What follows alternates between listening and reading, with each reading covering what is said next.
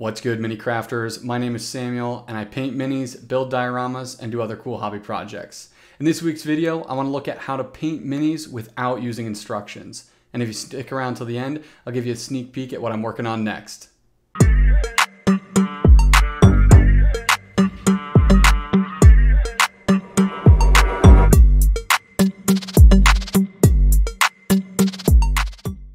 Now, I'll be the first to admit that I am not a great mini painter. Sometimes I'm struggling and practicing and I still get to the end of a project and feel like the miniature doesn't look as good as it could. And I'm often left wondering if I'm not following some sort of secret guide or set of instructions to get the perfect miniature every time I paint. But then it hit me when I whipped out these bad boys that there isn't a hidden guide. There is no instruction manual for getting perfect minis every time, and there's no one right way to do it. Now, obviously, there are classes, guides, and step-by-step tutorials out there that can help teach you how to paint. And there are tons of proven methods and processes that many painters use to get their paint jobs looking great. They touch on techniques and offer insight into certain processes. But that's just it. Those guys are for those processes, and those techniques are how they decided to paint the mini. When you and I paint minis, our process may look different, and there's no one right way to do that. So when someone looks at ours and says that's the wrong way to do a mini, that's not necessarily true. It's just different than how they did it. Why this hit me when I decided to start painting this little apocalyptic squad, I have no idea. But I wanted to make a video about it to hopefully encourage someone who might be feeling the same way that I do when I sit down to paint minis. And I think sometimes these misconceptions that we have about how to do a specific process, how to paint a miniature in a specific way, can sometimes discourage us when we're working on our own project, and the way we're doing it may be totally fine. I also thought it might be kind of a fun challenge for myself to paint each of these squad members in a different way than I'm supposed to paint minis. There are 4 soldiers in this squad, and 3 of them have the same sculpt with 3 different variations of the head. The 4th soldier is a different sculpt and is the one kneeling down. Now, while the 3 walking minis don't match the kneeling one, I still thought that they would all work together as a unit. The trick here will be to figure out how to paint them to look like they go together. For the first soldier, I was going to initially do an army green theme, as this squad was military, but I actually decided to go with a black and blue theme to make them appear more like members of a SWAT team.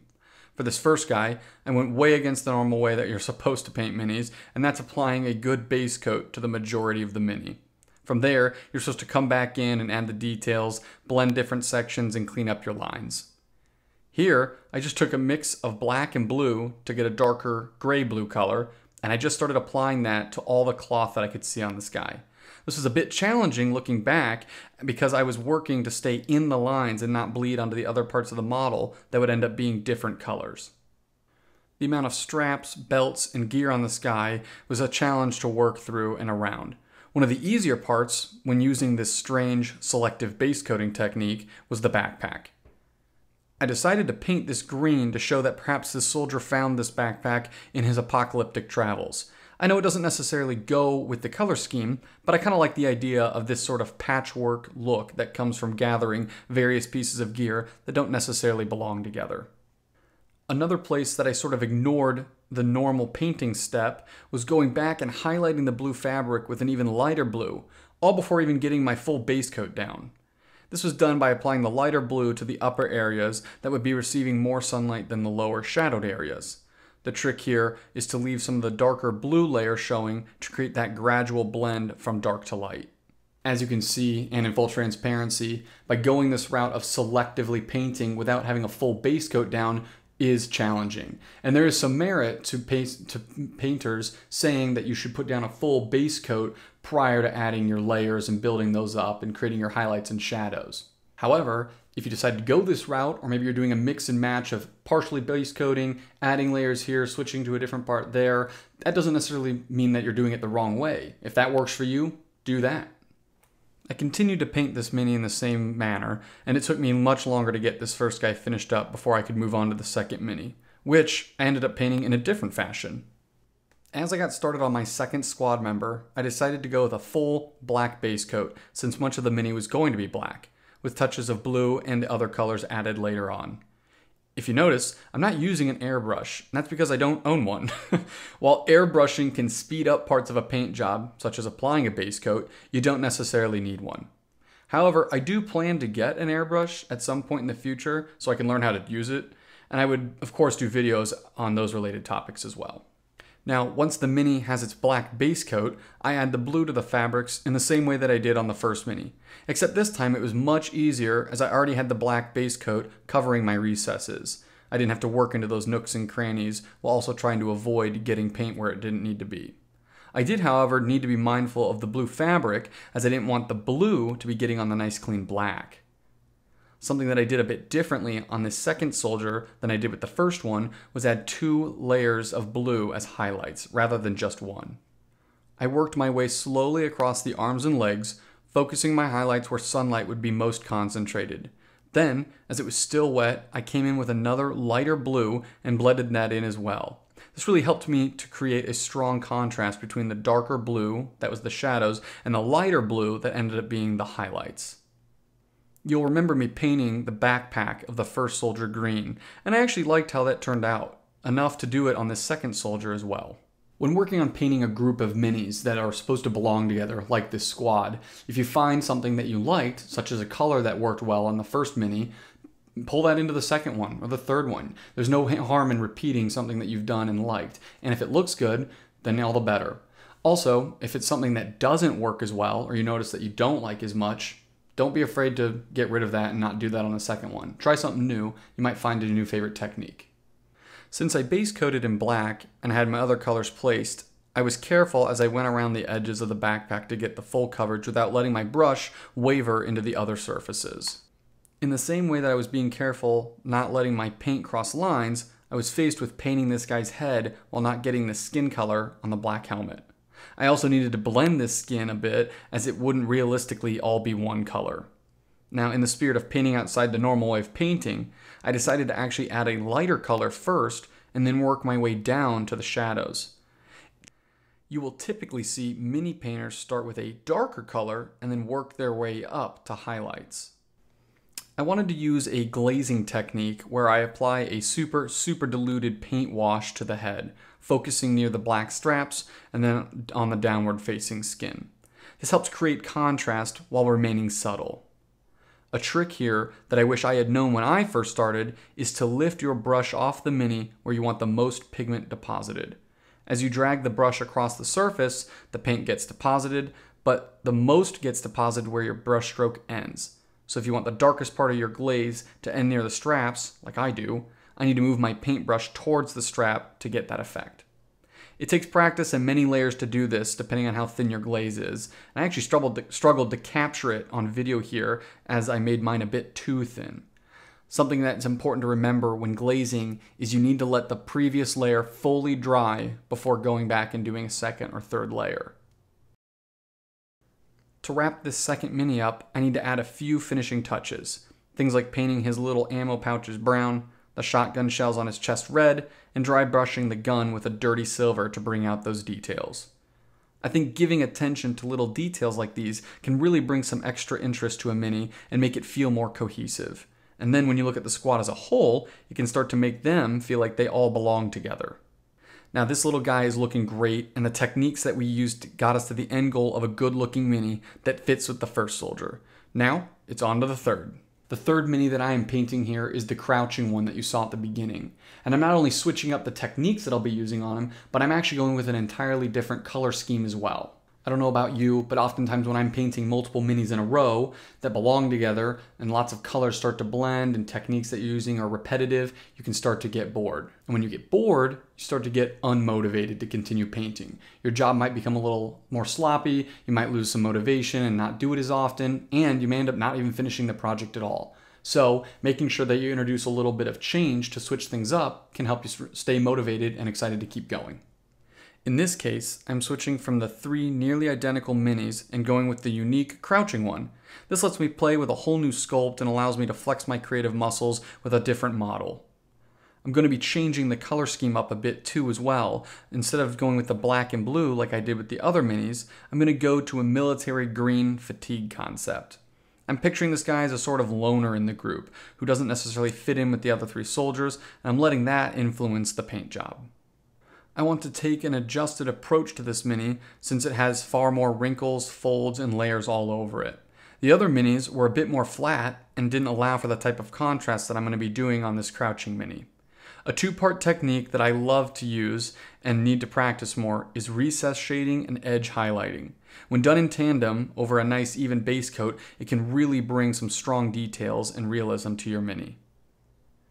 To start, I'm taking a darker green, which I got by mixing a gray with the same green that I base coated this mini with, and I'm applying it to the underside of the folds all over the mini.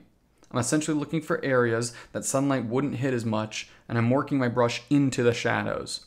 Now, you may have to do this a few times as we are working with a thinner paint consistency in order to build up those shadows gradually. Once the recess shading is done, I'm now going to take my base coat green and add a bit of white to it in order to brighten it up a bit. You could use another color like a yellow, but I want to keep this more muted. I'm then going to apply this lighter color to the raised edges of the folds and to the parts of the minis that would be getting more sunlight.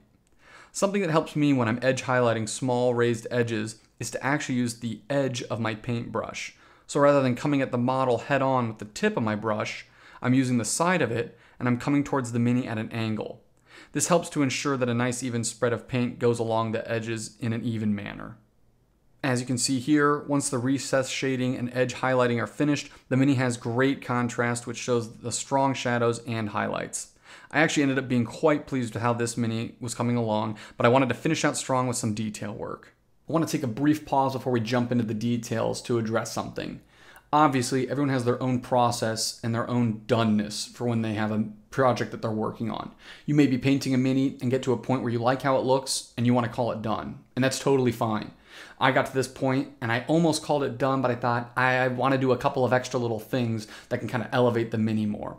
And worst case scenario, it looks bad and I get to practice the technique and I can redo it or repaint something and make it look better.